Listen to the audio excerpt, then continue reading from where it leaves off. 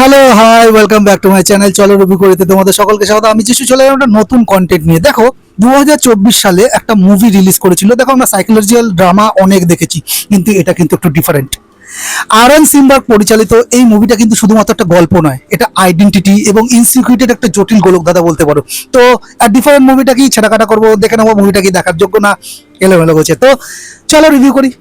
আচ্ছা, এই মুভিটার গল্পটা কি? দেখো এই মুভিটার গল্প এডওয়ার্ডকে ঘিরে। এডওয়ার্ড এখানে সেবাস্টিয়ান স্ট্যান প্লে করেছে, যার নিউরোফাইব্রোমাটোসিস নামে একটা বিরল শারীরিক সমস্যায় আক্রান্ত তিনি। তার চেহারা আর পাঁচটা মানুষের মতো নয়, বল মানে সে সারাক্ষণ একটা হীনমন্যতায় ভোগে, কিন্তু একটা এক্সপেরিমেন্টাল ড্রাগের মাধ্যমে তার চেহারা পুরোপুরি বদলে যায়। সে হয়ে ওঠে একজন তথাকথিত হ্যান্ডসাম পুরুষ। কিন্তু আসল টুইস্ট শুরু হয় তখন, যখন সে বুঝতে পারে চেহারা বদলালেও তার ভেতরে ইনসিকিউরিটি আর বিষাদ একটুও কমেনি। পজিটিভ দিক যদি এই মুভিটার বলি, দেখো সেবাস্টিয়ান স্ট্যান তার ক্যারিয়ারের সেরা কাজগুলোর একটা উপহার দিয়েছেন এখানে, কিন্তু আসল সারপ্রাইজ ছিলেন অ্যাডাম পিয়ারসন, যেটা আসওয়াল্ড প্লে করছে। অ্যাডাম বাস্তবেও একই রোগে আক্রান্ত এবং স্ক্রিনে তার আত্মবিশ্বাস আর চার্ম এডওয়ার্ডের চরিত্র ঠিক বিপরীত মেরুর। এই দুজনের স্ক্রিন শেয়ারিং ছিল দেখবার মতো। সিনেমাটি কেবল একটা ট্র্যাজেডি নয়, এতে খুব ধারালো ডার্ক কমেডি রয়েছে। সমাজের তথাকথিত সৌন্দর্যের মাপকাঠিকে খুব স্টাইলিশ ভাবে ব্যঙ্গ করা হয়েছে এখানে। আর এডওয়ার্ডের শুরুর দিকের প্রস্থেটিক মেকআপ এতটাই রিয়েলিস্টিক ছিল যে তা কিন্তু তোমাদের মানে চরিত্রের যে যন্ত্রণাটা কিন্তু সরাসরি তোমাদের সাথে কানেক্ট করে যাবে। আর মুভিটি আমাদের মনে হয় মানে মনে করিয়ে দেবে যে সমস্যাটা অনেক সময় আমাদের মুখে নয়, আমাদের মনে থাকে।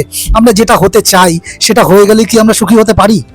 এই প্রশ্নটা সিনেমাটা কিন্তু খুব চমৎকারভাবে ফুটিয়ে তুলেছে। নেগেটিভ ইস্যুতে চলে আসছে। দেখো মুভিটির ফার্স্ট হাফ যতটা টান ছিল, শেষের দিকে 20-30 মিনিট কিন্তু কিছুটা খেই হারিয়ে ফেলেছে বলে আমার মনে হলো। গল্পের মোড় কিছুটা অদ্ভুত বা সারিয়াল হয়ে যায়, যা সাধারণ দর্শকদের কাছে একটু বিভ্রান্তিকর মনে হতে পারে। আর কিছু কিছু জায়গায় এডওয়ার্ডের সিদ্ধান্তগুলো এতটাই নেগেটিভ ছিল যে অনেক দর্শকের পক্ষে তা কিন্তু মানে সমবেদনা মানে তার প্রতি যে একটা ফিলিংস থাকবে সেটা কিন্তু ধরে রাখা কঠিন হয়ে পড়বে। এটা একটা আর্ট হাউস ঘরানা সিনেমা। যারা কমার্শিয়াল বা ফার্স্ট পেস মুভি পছন্দ করো তাদের কিন্তু কিছুটা একঘেয়ে লাগতে পারে। তো এই ছিল আমার নেগেটিভ ইস্যু। আর পজিটিভ ইস্যু তো আগেই বললাম। এবার ফাইনাল বাড়িতে চলে আসি। এ ডিফারেন্ট ম্যান কেবল একটা মেক ওভার স্টোরি নয়, এটা আয়নার সামনে দাঁড়িয়ে নিজেকে চেনার একটা অস্থির লড়াই।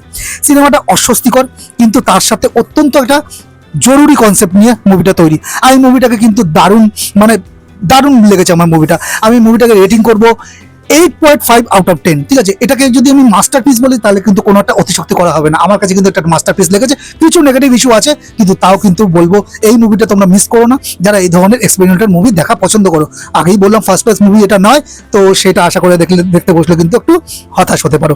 এই ছিল ডিফারেন্ট ম্যান মুভিটাকে নিয়ে আমার অল ওভার রিভিউ। যারা এখনো পর্যন্ত দেখে ফেলো তারা কমেন্টের মাধ্যমে জানাতে পারো তোমাদের এই মুভিটা কেমন লাগলো। আর এই ভিডিওটা যদি ভালো লাগে একটা লাইক শেয়ার করে দিও তোমার কাছের মধ্যে সাথে। চ্যানেলটাকে সাবস্ক্রাইব না করে থাকলে এখন সাবস্ক্রাইব করে নাও। আর সাবস্ক্রাইব করলে পাশে থাকা বেল আইকনটা প্রেস করে দিতে বলুন না, যেন নোটিফিকেশনটা অন হয়ে যাবে, তুমি সবার আবার রিভিউগুলো দেখতে পাবে। দেখা হচ্ছে একটা নতুন কন্টেন্ট নিয়ে, খুব শীঘ্রই তোমাদের সাথে দেখা করবো। ততক্ষণ ভালো থাকো, সুস্থ থাকো, দেখতে থাকো। চলো রিভিউ করি। টাটা।